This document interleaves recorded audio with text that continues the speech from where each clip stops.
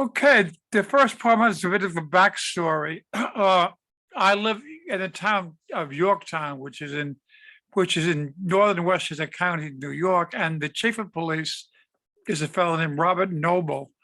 And I wrote this specifically for my town boards night that I'll read at. Welcome to Yorktown. So, so three lads from Brooklyn, having been told that upstaters were easy marks, drove to Yorktown thinking it was upstate.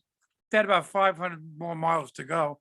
So they entered a local drugstore and thinking they had buffaloed the local rubes, began to loot the joint, completely missing the fact that an intrepid employee had called 911 and kept the line open so the Brooklyners could be overheard. And soon Chief Noble's troops run the way. The robbers were speeding away when the troops arrived, but was soon in an accident and had to abandon their vehicle, running away on foot.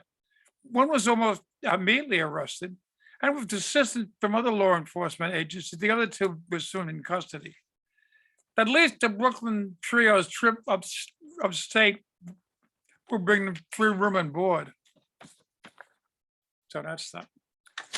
Then there's another recent one. I hear America raging. No more the country of Whitman's America singing.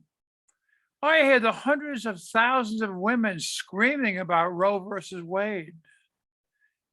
The wails of the parents of children shot by guns.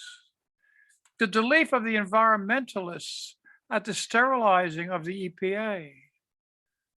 Walt heard the singing of citizens of a country on the rise. I hear the rage of citizens of a country coming apart. And then two that were recently published in public, and Therese heard both of these on Sunday. This was published in the latest CC and D from SCARS publications. The traumatized generation. They call those Americans who were adults during World War II the greatest generation. Those military and civilian alike who got us through the greatest conflict in human history and then rebuilt the country. I'm of the generation that came after, that grew into adulthood after WW2, the traumatized generation, one in which all the norms that were installed in them as children were replaced in short order by changes in everything: morality, business, safety, sexuality, education, and the greatest technological changes since electricity. We have seen old friends, Russia and China, become enemies, and old enemies, Germany and Japan, become friends.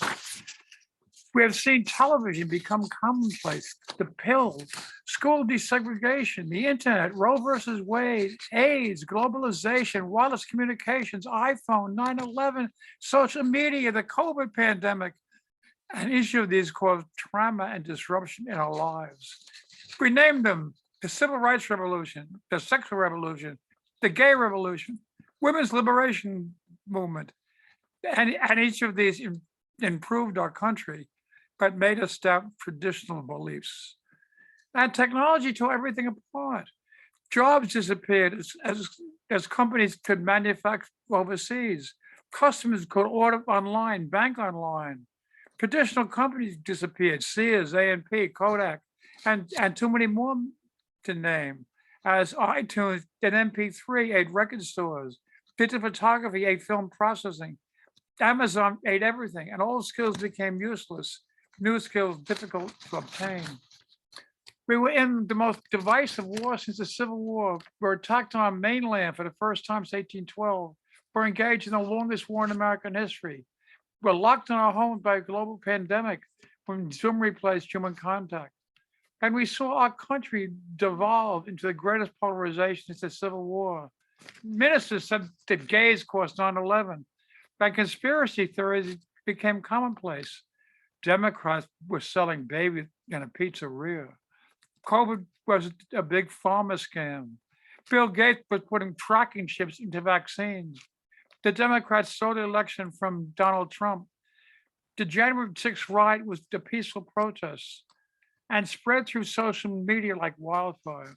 But The next generation generally had smartphones almost from birth, saw technology as part of their lives, recognizing sexual, gender, and racial equality as normal, welcomes the adventure of change, is not threatened by the revolution of our generation, and is our hope for the future as we leave the traumatized generation.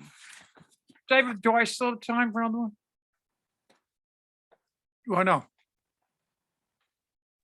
Absolutely. Oh. This was published in another publication from Scott called History. Called Down in the Dirt. History. Some may not believe this story or even know it, but the Judeo-Christian Bible tells a story that in the beginning of the earth, there were only two people from creation, revolution, or whatever, a man and a woman. They had everything they needed: great weather, food, sex, no clothes. And the God, spirit, nature had only one rule, and they broke it. So it was get dressed, get out, grow food, labor to live, and that was the real beginning. Supposedly they had two sons, and one decided that the other had more and killed him for it, and we're off and running. Since then, we have decided that the others, whoever they are, have prettier women, have more, better land, worship the wrong God or a different color, speak a different language, or a threat for any reason, and might kill us if we don't kill them first, till we try to.